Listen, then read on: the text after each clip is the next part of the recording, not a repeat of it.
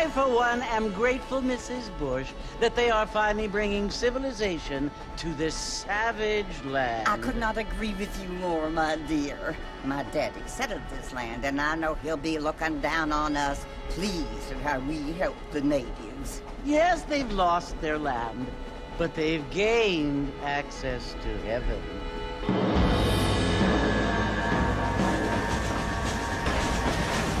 But, Father, do you mean unless an innocent receives communion, they're destined to go to hell? That hardly seems fair. What I mean to say, Jenny, is that there is a great deal of difference between an innocent and a savage. I never thought of it that way. Yes, they lived like animals, but they're happier now.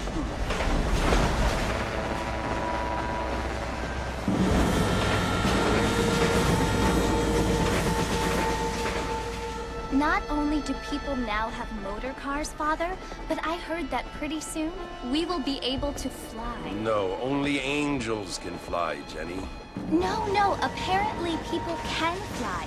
Didn't you hear? Out in Kansas, a man even got a car to fly. I hardly think so, Jenny.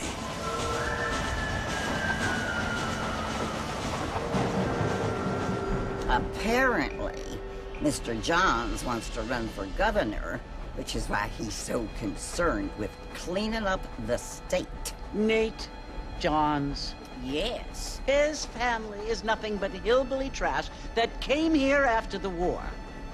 I don't want to be judgmental, but this state should not be ruled by such a disgusting family. A family without class. Apparently, the Johns family have made a lot of money, and he has a lot of friends in politics. Mrs. Bush, money isn't everything. There are many things that money cannot buy. It seems that money can buy voters, though.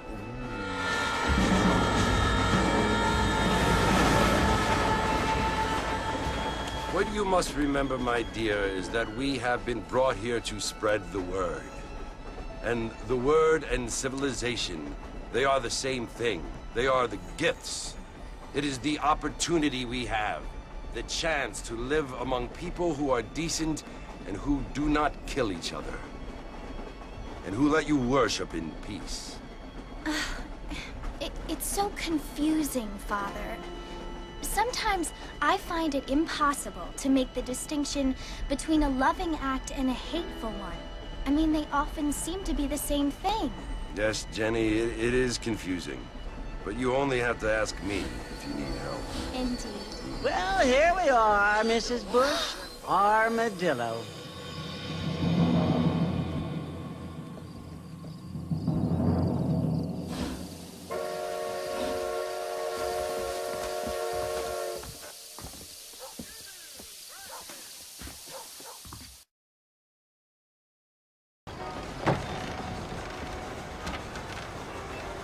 Marston! Mr. Marston, over here!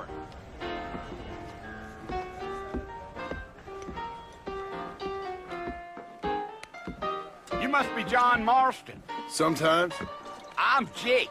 Your friends from Blackwater hired me to guide you. They ain't my friends, but pleased to meet you, Jake. I got the horses saddled up and ready out front.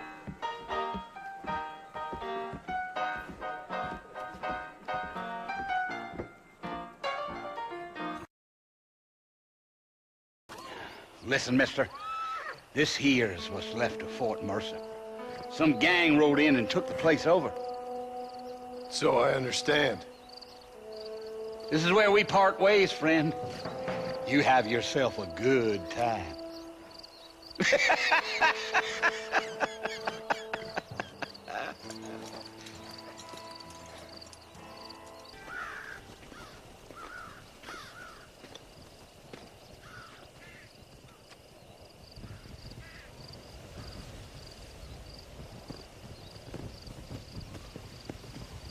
Bill!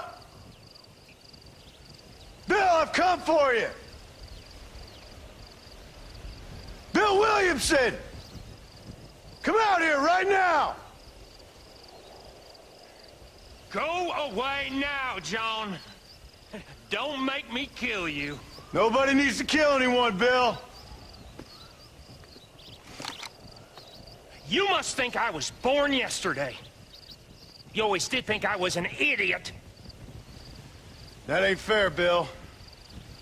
You were as my brother. I've come to try to save you. Oh. Do I look like I need saving? Bill, please. They want to kill us all. I can help you. Well, you never tried to save me before. You only seemed to save yourself. Bill, I implore you think about this. You implore me? You implore me. You always were one for fancy words. Oh. Well, things are different now, John. Now I'm in charge! No more Dutch! And no more you. Implored. I implores you to go back and tell them to send someone just a little bit more impressive next time. Well?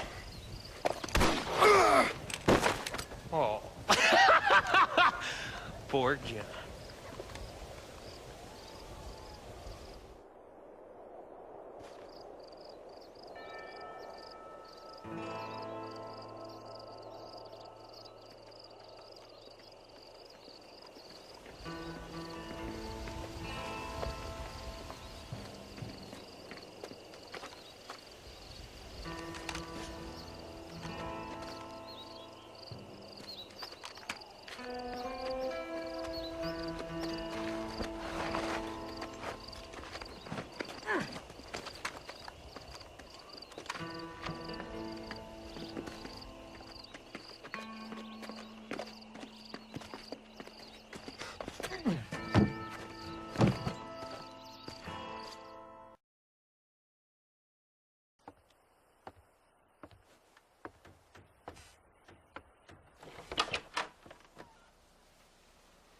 Well, you're alive.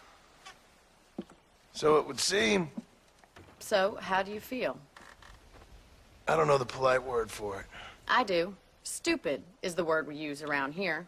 What were you doing? I was doing something stupid. Well, you'll be okay. Once you didn't die, the doctor said you'd be fine. He got the bullets out a couple days ago. Good. It cost us $15. I'm sorry, madam. Should have left me there to die. Did you want to die? I mean, was that it? Was that why you went straight out to Fort Mercer and picked a fight with the worst bandit in the county? To die, Mr. Mr. Marston. John Marston. Bonnie McFarland. Miss Bonnie McFarland. Well, you may be right, Miss McFarland. I don't know. Huh. So what were you doing? Just trying to give Mr. Williamson a chance. For old time's sake. You know Bill Williamson? Knew him. Long time ago. Well, what was he like? Dumb. Just like you. Thank you, miss. See my hat? I have. And, what will you do now? Now I'm gonna take my time and go after him the less kind way. Well, that sounds very fun, Mr. Marston. Quite heroic, just like in those penny dreadfuls my brother used to read. Meanwhile, if you'll excuse me, I've got a ranch to run. Of course, if you're feeling better, why not take a ride with me later? Help me patrol the perimeter. You can earn back some of that money we wasted on doctor's bills. Of course. And thank you for saving my life, I mean. Next time, Mr. Marston, I strongly recommend you don't try to lose it quite so earnestly. I'll bear that in mind.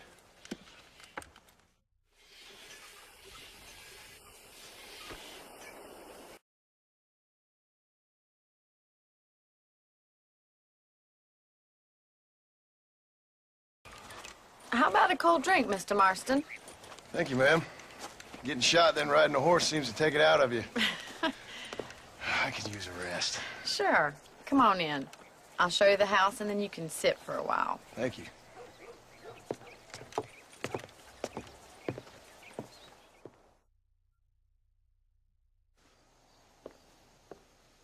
Mr. Marston. Miss McFarland. Remember me telling you about the trouble we've been having with rustlers and other undesirables? I do. Will you help me keep watch on the property line this evening? Sure. I want to see just who is trespassing on our land. This is a fine weapon. Come, let's head out. The country is really beautiful at around this time.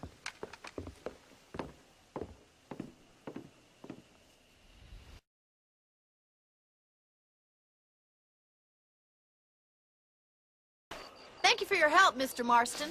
Makes me kind of happy I saved your life. Get some sleep, and I will see you in the morning. Good night, Miss McFarland.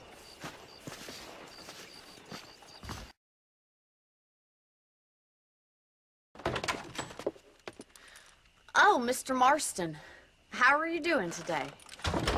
I'm well, Miss McFarland. Thank you. How are you? Well, I'm fine, thank you. So, how are your ribs? Fine. A little sore, but apart from a couple extra scars, it'll be as nothing happened. Good. Come in, come in. You know, you never did tell me how you met that Bill Williamson or what you wanted from him. No, miss, I did not. Well, why not, if you don't mind me asking? I certainly don't mind you asking if you don't mind me not telling. See, it's a complicated and somewhat pathetic tale, and by telling you, not only would I be putting your life in danger, but also threatening the lives of some people that I hold very dear. Well, I apologize if I seem to be prying. And I apologize for my reticence. Hope you believe me when I say that it's simply out of respect for you. Of course, Mr. Marston. I understand that a city dweller such as yourself likes to have some exotic secrets, so us country folk are impressed. I'm no city man, miss. Yeah, but I saw you get on the train at Blackwater. You with those gentlemen in bowler hats? I'm still no city man. But I'll bet you can't ride, Mr. Marston. I hate to take money from a lady, miss. Oh, you won't be. I'll race you right now. If it makes you happy. We'll see.